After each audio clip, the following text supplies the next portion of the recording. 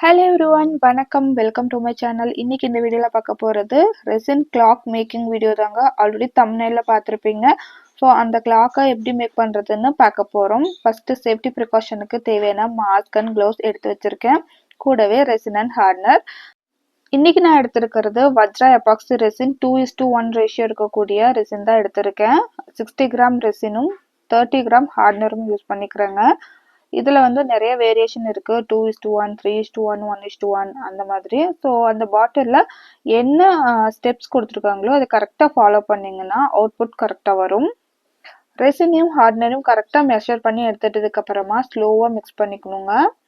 Resin பொறுத்த வரைக்கும் எந்த அளவுக்கு ஸ்லோவாக மிக்ஸ் பண்ணுறோமோ அந்த அளவுக்கு பபிள்ஸ் இருக்காமல் இருக்கும்.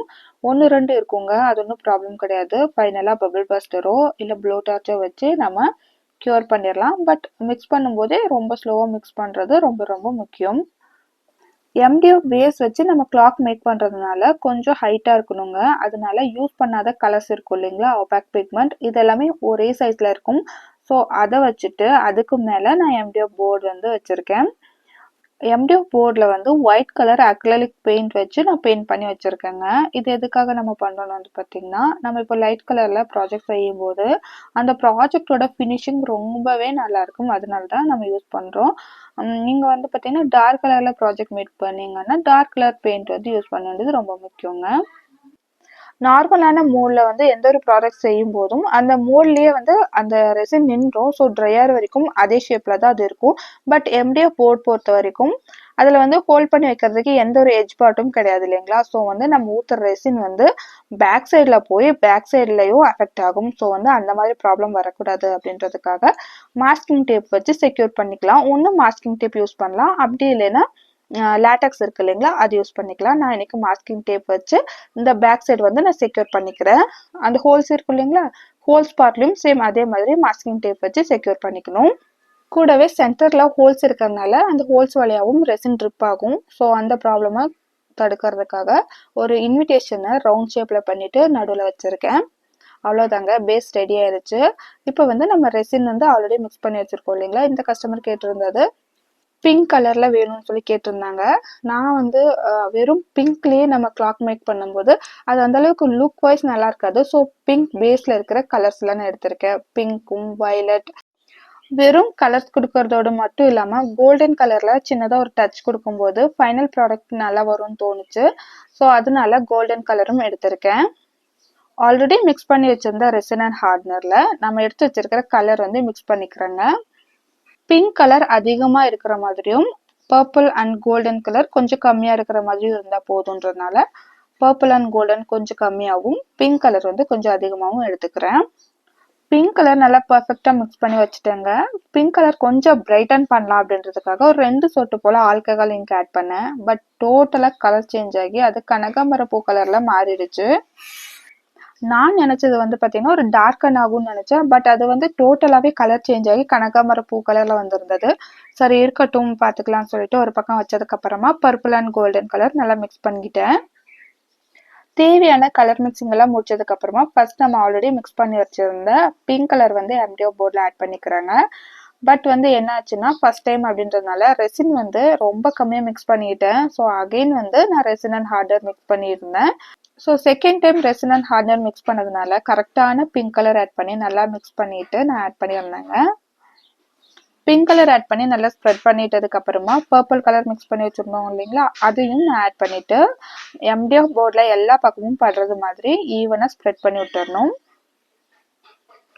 இந்த அளவுக்கு எல்லாத்தையும் ஸ்ப்ரெட் பண்ணி விட்டதுக்கப்புறமா ஃபைனலாக இந்த கோல்டன் கலர் மிக்ஸ் பண்ணி வச்சுருந்தா ரெசின் அண்ட் ஹார்ட்னர் ஆட் பண்ணிக்கிறேன். இந்த கோல்டன் கலர் வந்து சும்மா அங்கங்கே ஆட் பண்ணாமல் ஒரு ஸ்ட்ரோக் மாதிரி ஆட் பண்ணிக்கிறேங்க. நடுநடுவில் ஒரு லைன் இருக்கிற மாதிரி. இது வந்து நல்ல ஒரு எஃபெக்ட் கொடுக்கும். ஒரு மார்பிள் எஃபெக்ட் மாதிரின்னு வச்சுக்கோங்களேன், அந்த எஃபெக்ட் கொடுக்கும். கோல்டன் கலரில் நமக்கு எந்த டிசைன் வேணுமோ அந்த டிசைனில் ஆட் பண்ணிட்டதுக்கப்புறமா இது ஒரு 10 hour க்யூர் ஆக விட்டுறலாங்க. நான் யூஸ் பண்ணுறது வந்து பார்த்திங்கன்னா குயிக்காக க்யூர் ஆகக்கூடிய ரெசின். ஸோ வந்து 10 hourலேயே க்யூர் ஆயிரும். சில ரெசின் வந்து 24 hour ஆனதுக்கப்புறமா தான் க்யூர் ஆகும். ஸோ உங்கள் பாட்டிலில் என்ன இன்ஸ்ட்ரக்ஷன் கொடுத்துருக்காங்களோ அதை கண்டிப்பாக ஃபாலோ பண்ணிக்கோங்க. அடுத்ததாக இந்த மாதிரி ரிங் ஆட் பண்ணி கேட்டிருந்தாங்க. ஸோ பேபியோட 12 month ஃபோட்டோஸ் கொடுத்துருந்தாங்க. ஃபோட்டோஸ் எல்லாம் பிரிண்ட் பண்ணதுக்கப்புறமா லேமினேஷன் பண்ணி வச்சுருக்கேன். குட்டி குட்டி ஃபோட்டோஸ் எல்லாம் நான் வெளியே கொடுத்து லேமினேட் பண்ணுறது கிடையாதுங்க. நான் வீட்லேயே லேமினேட் பண்ணிக்கிறேன். இதில் வந்து இந்த மாதிரி டபுள் சைட் டேப் வந்து ஒட்டி வச்சுருக்கேன். இதை வந்து டிஷ்யூ டேப்னு சொல்லுவாங்க. ஸோ இதை வந்து எல்லா ஃபோட்டோலையும் ஒட்டி வச்சுருக்கேன். அந்த சர்ஃபேஸோட பேஸ்ட் ஆகணும் இல்லைங்களா, அதுக்காக. நம்ம வந்து சர்ஃபேஸோட ஒட்டாமல் ரெசின் அண்ட் ஹார்ட்னர் ஆட் பண்ணிட்டோம்னா அந்த ஃபோட்டோஸ் வந்து மிதக்க ஆரம்பிச்சிடும். ஸோ அதனால சர்ஃபேஸோட ஒட்டுறதுக்காக இந்த மாதிரி டபுள் சைட் டேப் யூஸ் பண்ணலாம், இல்லைன்னா க்ளூ யூஸ் பண்ணலாம். நான் இன்னைக்கு அந்த ஃபோட்டோஸ் எல்லாம் பிளேஸ்மெண்ட் பண்ணுறதுக்காக இந்த மாதிரி பிளேஸ்மெண்ட் ஷீட் வந்து ரெசின் ஆர்ட் ஸ்டோர்லலாம் அவைலபிளாக இருக்கும். நான் வாங்கி வச்சுருந்தேன். அதில் தான் பிளேஸ்மெண்ட் வந்து மார்க் பண்ணிக்கிறேன். கோல்டன் கலரில் இருக்கக்கூடிய பெனில் வந்து எந்தெந்த இடத்துல ஃபோட்டோஸ் பிளேஸ் பண்ணுமோ அதை ஒரு மார்க் பண்ணி விட்டதுக்கப்புறமா நான் வந்து ஃபோட்டோஸ் ஆட் பண்ணிக்கிறேன். ஃபோட்டோஸில் டபுள் சைட் டேப் ஒட்டி வச்சிடணும் இல்லைங்களா, அதில் ஒரு சைடு வந்து பீல் ஆஃப் பண்ணிவிட்டு ஒட்டிடணும். இப்போ எல்லாத்தையும் நான் ஒட்டிட்டு நான் உங்களுக்கு காமிக்கிறேங்க. ஃபோட்டோஸ் ஒட்டினதுக்கு அப்புறமா அடுத்ததாக வந்து பார்த்தீங்கன்னா பேபி டீட்டெயில்ஸ் வந்து நான் பிரிண்ட் எடுத்து வச்சுருக்கேன். நான் இன்னைக்கு எடுத்துருக்கிறது டிரான்ஸ்பரன்ட் ஸ்டிக்கர் ஷீட்.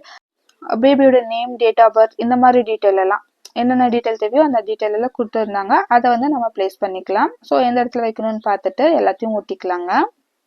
இது போல் கரெக்டான பிளேஸ்மெண்ட்டில் அரேஞ்ச் பண்ணிட்டதுக்கு அப்புறமா டாப் கோட்டிங் கொடுத்துர்லாங்க. டாப் கோட்டிங் கொடுத்துட்டு ஒரு 5லிருந்து 6 மணி நேரம் கழிச்சுட்டு இந்த ரிங் ஆட் பண்ணிக்கலாங்க. நான் வீடியோ ஷூட் பண்ணல. ஏன்னு வந்து பார்த்தீங்கன்னா நான் வந்து டாப் கோட்டிங் கொடுக்கறதுக்காக ரெசின் அண்ட் ஹார்ட்னர் மிக்ஸ் பண்ணி வச்சுருந்தேன். பாட் லைஃப் வந்து 30 மினிட்ஸ்னு கொடுத்துருந்தா நம்ம அந்த 30 மினிட்ஸ்க்குள்ளேயே நம்ம டாப் கோட்டிங் கொடுத்துடணும். நான் என்ன செஞ்சேன்னா சரி கொஞ்சம் திக்னஸ் அதிகமாக்கிட்டு கொடுத்தோன்னா கிளியராக இருக்கும்னு நினச்சிட்டு திக்னஸ் அதிகப்படுத்திட்டு கொடுக்கலாம்னு சொல்லி ரொம்ப நேரம் வச்சுட்டேங்க. 30 மினிட்ஸ் தான் வச்சுருப்பேன். அது வந்து ஹீட் ஆகி புகை வர ஆரம்பிச்சிருச்சு. எனக்கு ரொம்ப பயம் வந்துருச்சுங்க. ஸோ உடனே எடுத்து டாப் கோட்டிங் கொடுத்துட்டு ஒரு 1/2 hour கழிச்சு நான் டாப் ரிங்கும் கொடுத்துட்டேன். ஸோ அதை நான் ஷூட் பண்ணல. கண்டிப்பாக நெக்ஸ்ட் வீடியோவில் வந்து இன்னொரு கிளாக் ஆர்டர் இருக்குது. அந்த கிளாக் ஆர்டரில் நான் மேக் பண்ணும்போது நான் ஷூட் பண்ணி எப்படி அந்த ரிங் பிளேஸ் பண்ணணும்னு சொல்லி நான் காமிக்கிறேன். அடுத்ததாக கிளாக் மிஷின் வந்து ஃபிட் பண்ணிக்கலாம். இந்த மிஷின் வந்து வெளியே இருக்கிற அவுட்டர் அந்த பார்ட் இருக்கு இல்லைங்களா, அது வேறையாகவும் உள்ளே இருக்கிற மிஷின் வேறையாகவும் அந்த மேலே முள் இருக்கு இல்லைங்களா, இதெல்லாம் தனித்தனியாக தான் கிடைக்கும். நம்ம வந்து ஒன்றா ஃபிட் பண்ணிக்கணும். இதில் யூஸ் பண்ணியிருக்கிற எல்லா ப்ராடக்ட்டுமே ரெசின் ஆர்ட் ஷாப்பில் கிடைக்கும். அந்த கிளாக் மிஷின், எம்டிஎஃப் போர்டு, இந்த முள் இதெல்லாம் தனித்தனியாக இல்லாமல் ஒரு கிளாக் மேக்கிங் கிட்டாக கூட கிடைக்குங்க. ஃபர்ஸ்ட் டைம் பண்ண போகிறீங்கன்னா அந்த மாதிரி கிட்டாக யூஸ் பண்ணிக்கலாம். நான் வந்து ஆல்ரெடி இதெல்லாமே தனித்தனியாக வாங்கி வச்சுருந்தேன். ஸோ கோல்டன் கலரில் 2 டிசைனில் இருந்தது. அதில் வந்து ஒரு டிசைன் நான் பிக் பண்ணிக்கிட்டேன். அடுத்ததாக பேக் சைடில் இருக்கிற இந்த மாஸ்கிங் டேப், அந்த நடுவில் வந்து அந்த ட்ரிப் ஆகாமல் இருக்கிறதுக்கு ஒரு பேப்பர் ஒட்டியிருந்தோம் இல்லைங்களா, இதெல்லாம் ரிமூவ் பண்ணி எடுத்துடலாம். அடுத்ததாக கொஞ்சம் போல் ஷார்ப்பான எட்ஜஸ் இருந்துச்சுன்னா நம்ம வந்து டீபர் டூல் வச்சோ இந்த மாதிரி ஷார்ப்பான டூல் வச்சோ நம்ம க்ளீன் பண்ணி எடுத்துக்கலாங்க. அடுத்ததாக கிளாக் மிஷின் ஃபிட் பண்ணிக்கலாம். கிளாக் மிஷின் ஃபிட் பண்ணுறதுக்கு அதுலேயே ஒரு ஸ்க்ரூ மாதிரி கொடுத்துருப்பாங்க. அதை வந்து நம்ம ரிமூவ் பண்ணிவிட்டு பேக் சைடில் இருந்து நம்ம கிளாக் மிஷின் வச்சுட்டு நல்லா டைட் பண்ணிட்டோம்னா அவ்வளோதான், கிளாக் மிஷின் வந்து ஃபிட் ஆயிரும்.